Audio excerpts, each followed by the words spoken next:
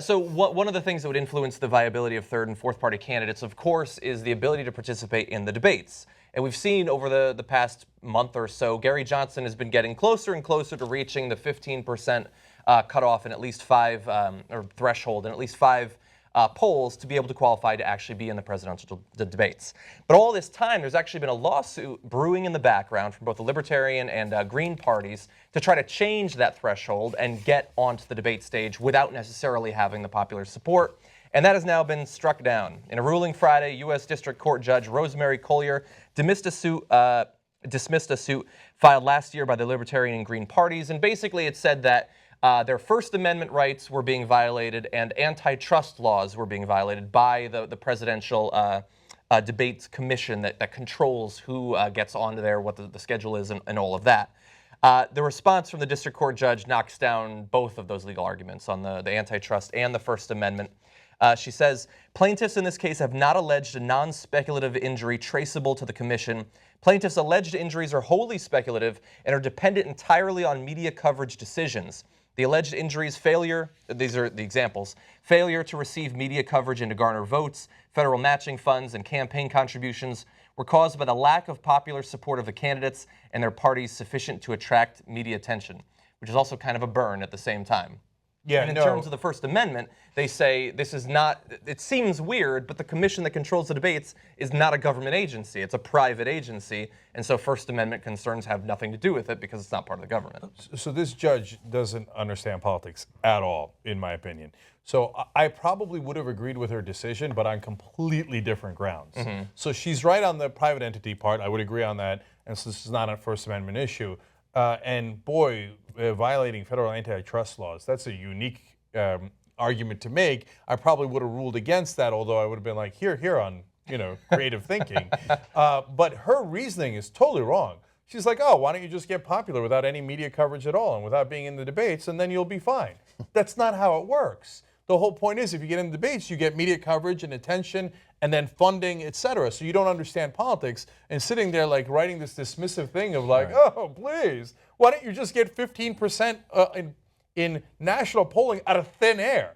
Well, but then how do you do it without the media coverage? Then your problem would be with the media agencies, not with the commission, because the debates haven't even happened yet. So to say that they've harmed you by the way. And might not happen. So the media should be covering other parties, I think, and that coverage might give them the chance at least to reach the 15%. But with the debates not even having happened yet, to say that they've harmed you by not allowing you to be on there when they haven't even happened, it's a weird legal argument to try to create. A legal argument is very difficult, but a political argument, they're absolutely right on. Oh, yeah. They are going to be greatly harmed by this monopoly on this commission, right, which is outrageous. But, it's also a protective measure, and I don't even agree with it on like it just does seem to me like a First Amendment violation that they should at least change the percentage. That there's wiggle room there. 15% is pretty high. It seems pretty high, but they are protecting it from the people who get 0.03%. Yeah, we can't have everybody just showing up just because you got on the ballot. That's right. Yeah. The rent is too damn high guy would be at every. But 11% is that's a lot of people. I mean, look, Jill Stein's lower, like less than half, but Gary Johnson's beating 10%. That's significant. Gary Johnson's not on an average beating 10%, but there's a number. Okay, maybe not on an 15 average. is high. There's a number. He's doing way better than a lot of the Republicans who are allowed on the debate stage during the primary. This is a numbers thing, and Michael knows I love numbers. Like we're so addicted to like the 10s and 5s. Like it could be 9. Like I mean, you could pick any number. 9 is not a less significant number than 10. It's one less. It's right before. Right. But they're addicted to like, well, I guess we'll make it 10. Make it 8. Right. Be clever. Right. Yeah. So 8.2. Done. So look, understand the whole point of the Presidential Commission on debates. It is meant to keep out other parties. You know why? It's run by the Republican and Democratic Party and no one else. Yeah. So why would they want anyone who isn't a Republican or Democrat? They run the commission. So that's why they put it at 15%. Well, they appoint the people that run the commission as well. I mean, that's the biggest. Which are former high-ranking Democrats and Republicans. Right. Okay. So it's not that the parties have. Right. Okay. I'm not even defending it, but I'm just parsing. Okay. Your words. No, that's okay, but that's important, right? Okay. So they appoint the people who are giant Democrats and Republicans who run the commission. So 15%. Again, this is our job to give you political context. Is a gargantuan number for someone who is not allowed in a debate before the debate to get to 15% is way too high a bar. It's nearly undoable. And so the way that you get to 15% is you get on a debate stage and people go, oh, wow, that guy actually kind of makes sense. That's interesting. And that's how, by the way, Jesse Ventura won as an independent in Minnesota. That's how Buddy Roemer won originally in his first underdog campaign in Louisiana. I mean, you can hear that story all over the country, but you got to get on the stage first. Yes, there needs to be some threshold, but that threshold needs to be somewhere between 1 and 15, and much closer to 1, if you ask me, than 15. I think somewhere. I think 9 is actually a good number. Also, Gary Johnson, let's remember, is not that close to 15 in this aggregately. Aggregately, he's not. There have been polls that show that it is very difficult to get to 15%. The networks, I think, if we look at the networks and the newspapers too, are covering Gary Johnson and Jill Stein disproportionately to other third-party candidates in the past this year. I mean, CNN's doing these town halls for whatever they're worth. Oh, that's true. It's coverage. They're getting more coverage than ever before. Crushing Ralph Nader in coverage. Absolutely, absolutely crushing, and crushing Stein 2012 too. I mean, she's and Johnson 2012, and Johnson 2012. So and also you cite Buddy Roemer, and you said Louisiana. That's a smaller place to do this. To have to pull attention in 50 states is a really difficult thing, and to run a national campaign is also a very expensive thing. So they need a little cooperation from the media. William Weld, just to go back to something else you said, he was a good choice for vice president. All he wanted to do was be on the ticket. He really tried to beat Gary Johnson. He wanted to be the nominee. And there are a lot of people in the Libertarian Party who will not vote for Gary Johnson, because William Weld was not given the nomination. So you have this whole other thing that's going on. There's never Gary going on, which is a really funny thing. But that means you've gotten some momentum when they bothered to do a Never Gary campaign. Look, the answer to all this, of course, is Michael said it. I mean, it's the same. In high school. It's what it always is. It's money. Like, it's too expensive. If they had $50 million, they could generate the press coverage that would get them on the ballot, and that would probably influence the commission. And there'd be somebody on the commission who'd be like, why don't we make it 7.5%? You know, or why don't we make it 7.5% or 10% in one of the 6 polls? Look, they could have an undercard. And I'm going to be what I would call more realistic, but you guys might have a different take on it. Look, the guys who are running these commissions, they are die-hard Republicans and Democrats. So they're not going to move on the number unless they are made to move on the number. And one way that they move on the number is if a lot of legitimate Republicans who are part of the establishment of the Republican Party go, the Mitt Romneys, Jeb Bushes of the world go ahead and move on the number. Let's get Gary in that debate.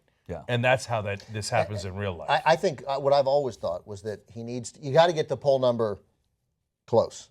You got to get the poll number to some number, which is probably 10. That causes, because of our warped, limited way of thinking about numbers, that causes us to 10. go, what do you want? Ooh, 10. He's averaging 10. And then one of the candidates needs to say, I think Gary should probably be here. And then there becomes a significant amount of pressure and a significant amount of media pressure to Donald Trump or to Hillary. Why don't you want Gary Johnson in there? The commission's willing. If you agree, the commission's willing to do it. And the other candidate said yes, and he's getting 10%. It's going to be a power play for one of them. Yeah, I think Hillary would probably benefit from that. But Trump already looks like he might try to avoid doing even though the numbers have consistently, to a very small extent, shown the opposite. Yeah. No, I believe that's actually changed. It used to be that adding in those 2 other candidates would predominantly hurt Hillary. In my view, it generally makes the gap between Hillary and Clinton about 2 smaller. It seems like it's mostly the undecideds that are, when you include the 4, that then pull to Johnson. It's not eliminating her advantage when you include Johnson and Stein anymore. Pull to Johnson. You said it. One other thing on what Ben said, the Koch brothers. The Koch brothers, this is their plan anyway. They don't really care as much about presidential politics, as Ben said. They care about the Senate races. They care about the House races, the state legislature races.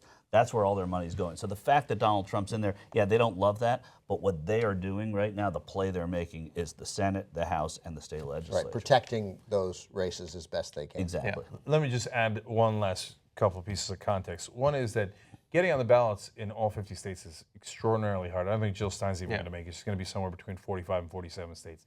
Getting on the ballot in 40 states is incredibly hard. So that is one possible metric you could use. Hey, if you're on the ballot in 39 states or 40 states. Right? 40 It doesn't have to be a round It number. doesn't have to be divisible by 13, Cenk. Jesus.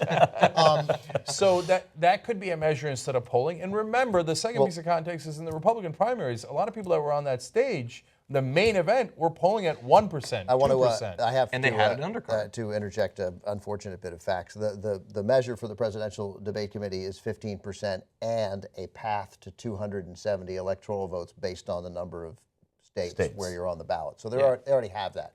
Really, if you can show, here's how I can get That's to an 270. extra burden as opposed to Right, the but main metric. Right. The main, as it turns out, the main metric is 15%. But both of them would qualify for that, or certainly Gary Johnson would qualify as having a path to 270. Yeah, even if a purely hypothetical one. Yeah.